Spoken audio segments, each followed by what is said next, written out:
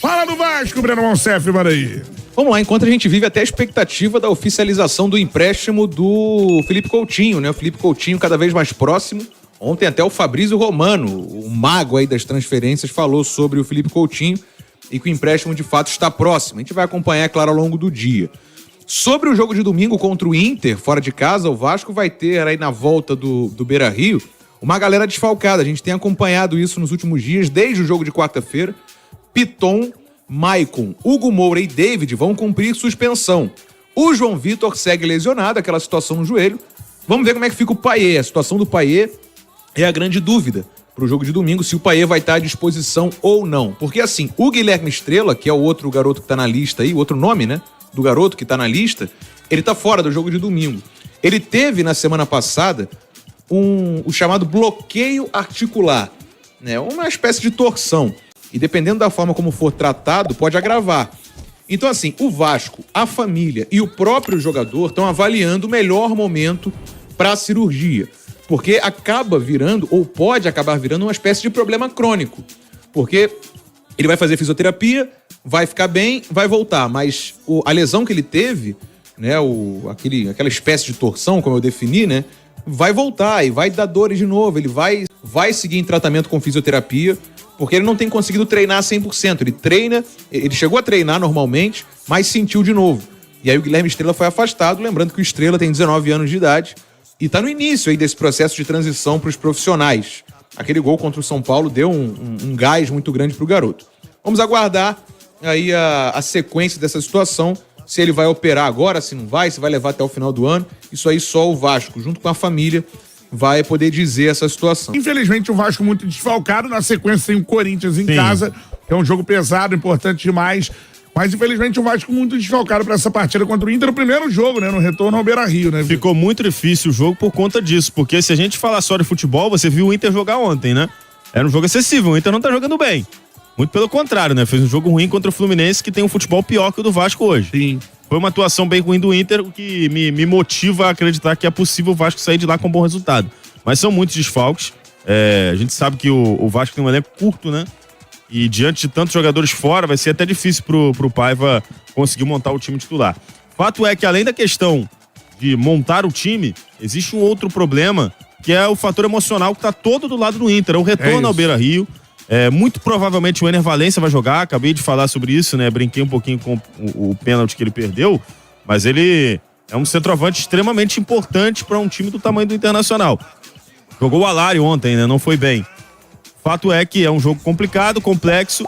O Vasco tem jogado bem, tem competido, que me deixa realmente mais otimista, mas me parece que o foco do Vasco realmente está no jogo em casa contra o Corinthians.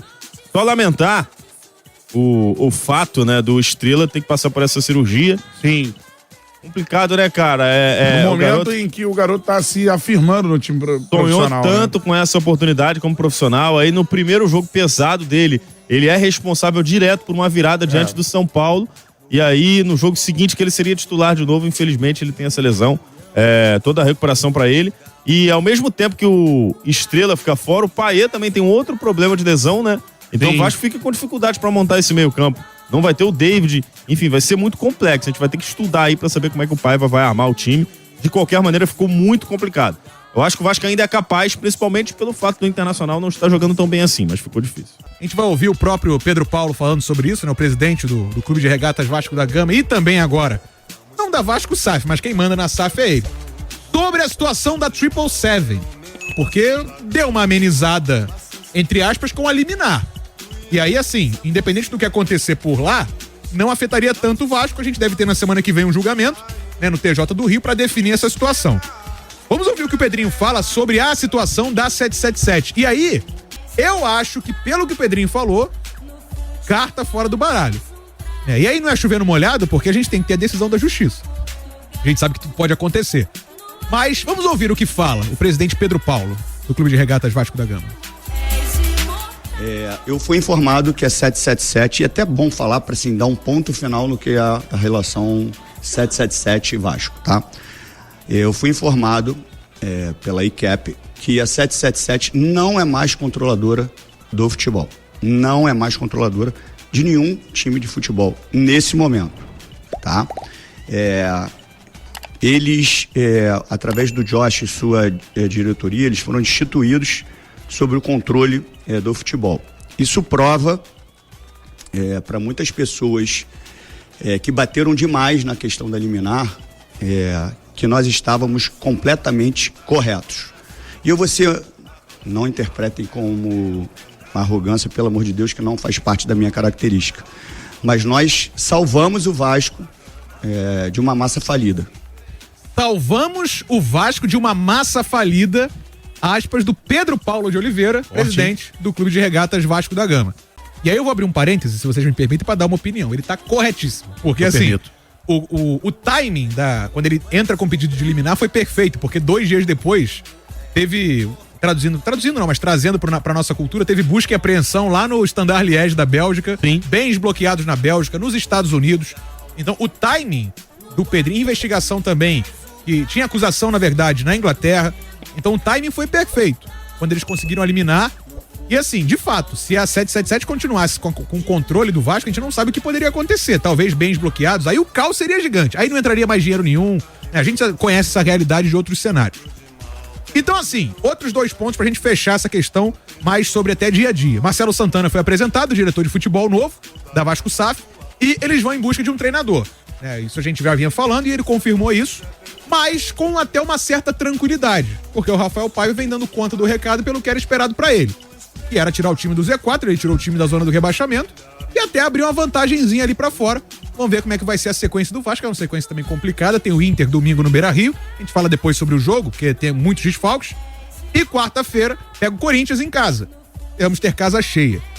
E sem aporte, como é que fica? Tem que passar na Copa do Brasil, né? Pra pingar um trocado. Garantir um trocado a Tem mais, o patrocínio da casa de aposta lá que fechou com o Vasco. Beleza, mas e aí? Tem cota de televisão. A folha é de 17 milhões. milhões, Vitor Costa. Então, vai ter um probleminha, mas eu acho que por enquanto, a curto prazo, tem chance de administrar. Não te preocupa, não? A longo prazo não é sustentável, mas aí a 777 precisa sair definitivamente do bolo.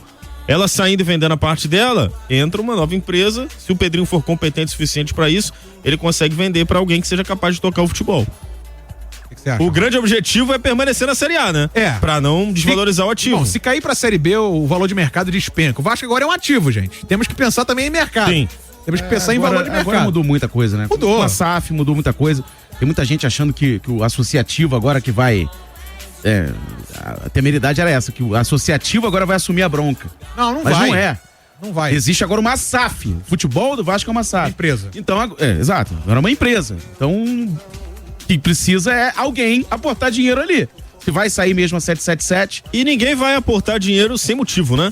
O Vasco tem muito potencial, tem muita torcida, Cara, logo está com frequência. Cansei de falar isso aqui já. O torcedor do Vasco é um cara maluco. Na Série B, o Vasco, na M, estavam lotando estádio. Já falei, se os caras botam arroz do Vasco, o refrigerante mais do maluca Vasco, do Rio, cara. o açúcar do Vasco, o cara vai comprar. Vende camisa pra caramba, tem um monte de sócio. Homem, mulher, velho, novo, tem todo mundo, cara. Consumo na TV, vamos lembrar que tá rolando aí a negociação pelos direitos televisivos do ano que vem.